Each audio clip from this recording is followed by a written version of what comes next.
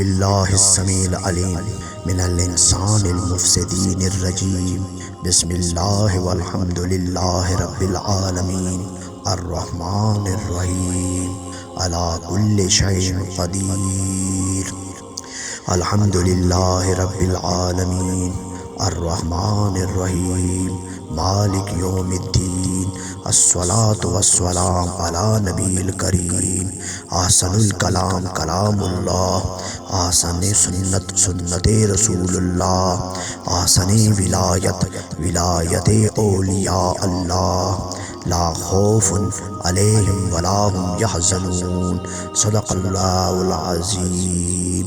کل کائنات، کل جہان، کل عالم، تمام انسانوں اور جاندار، ہر چیز جو اللہ کی مخلوق میں ہے، سب کے لیے اللہ سے سلامتی کی، آسودگی کی، خوشحالی کی، بقا کی دعا کرتا ہوں۔ میرا اللہ سب پہ اپنا فضل، رحمت اور برکتیں نازل فرمائے، یہی میری دعا ہے، یہی میری استدعا ہے، آمین۔ میرا آج کا جو القرآن کے حوالے سے موضوع ہے وہ سورۃ المائدہ ہے۔ یہ مدنی سورت ہے اور یہ چھٹے اور ساتویں پارے میں موجود ہے۔ اس کی 120 آیات ہیں، 16 اس کے رکوع ہیں اور اس کے حروف کی تعداد 12,464 ہے۔ یہ بالکل آخر میں یہی صورت نازل ہوئی اور چونکہ عیسیٰ علیہ السلام کے حوالے سے انہی کے نام سے اس کا نام المائدہ رکھا گیا۔ یہ صورت معارف عقائد اسلامی اور احکام دینی پر مبنی۔ اس کے پہلے حصے میں پیغمبر اسلام علیہ السلام کے رہبری، عیسائیوں کے مسئلہ تثلیث، قیامت اور وحات کے کچھ مسائل اور انبیاء سے ان کی امتوں کے بارے میں پرستش کے معاملات ہیں۔ دوسرے حصے میں ایفائے عہد کا مسئلہ ہے، عدالت اجتماعی کا معاملہ ہے، عادلانہ شہادت ہے اور قتل نفس کی حرمت کا حکم ہے، اسی طرح حلال و حرام اور وضو اور تیمم کے احکامات ہیں۔ اس سورت کے نزول کے وقت چونکہ عرب میں اسلام ایک ناقابل شکست طاقت بن چکا تھا، اسلامی ریاست کی نجد سے حدود شام اور بحیرہ احمر تک سرحدیں پھیل چکی تھیں، اس لیے مسلمانوں کی تمدنی، سیاسی اور مذہبی زندگی کے متعلق احکام و ہدایات دی گئی ہیں۔ اس سورت کے جو اہم نکات ہیں ان میں پہلی آیات میں 8 احکامات دیے گئے ہیں، یعنی حرام مہینوں کا احترام کرو، ان مہینوں میں جنگ و جدال سے پرہیز کرو، شعائر خداوندی کو نہ توڑو، ان کی حرمت کا خیال کرو، وہ قربانیاں جو حج کے لیے لاتے ہو چاہے وہ نشانی کے بغیر ہوں یا نشانی والی ہوں، ان کو حلال نہ سمجھو اور انہیں رہنے دو جب تک وہ قربانگاہ تک نہ پہنچیں۔ خانہ خدا کے تمام زائرین کو ان عظیم اسلامی مراسم کی پوری آزادی ہونی چاہیے۔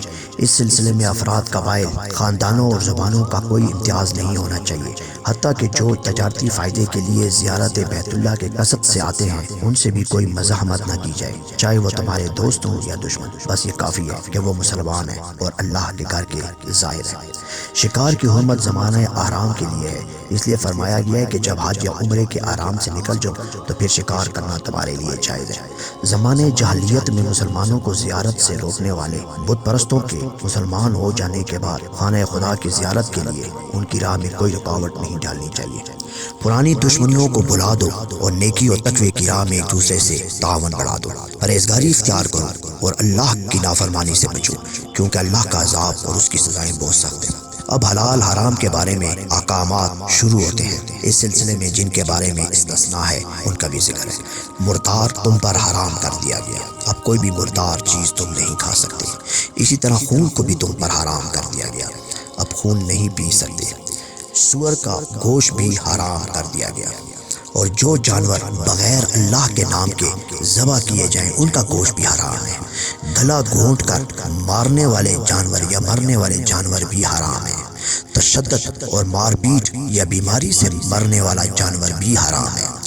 بلندی سے گر کر مرنے والا جانور بھی حرام ہے۔ جو جانور سینگ مارنے سے مر جائے وہ بھی حرام ہے۔ درندوں کے حملے سے مرنے والے جانور بھی حرام ہے۔ بتوں کے آگے قربانی کیے جانے والے جانور کا گوشت بھی حرام ہے۔ شرطیں لگا کر قسمت آزمائی کے لیے قربان کرنے والے جانور بھی حرام ہیں۔ اس جگہ ان تمام بحث اور دیگر اصلاحی مصادر سے معلوم ہوتا ہے کہ گوشت سے استفادہ کے بارے میں اسلام کی روش اس کے دیگر احکام کی طرح اعتدال پر مبنی ہے، نہ زمانے جاہلیت کی طرح کے مردار اور خون وغیرہ سب کھا جاتے، اور نہ آج کے مغربی ممالک کی طرح کہ جہاں کیکڑا اور کیڑے مکوڑے تک کھانے سے نہیں کتراتے۔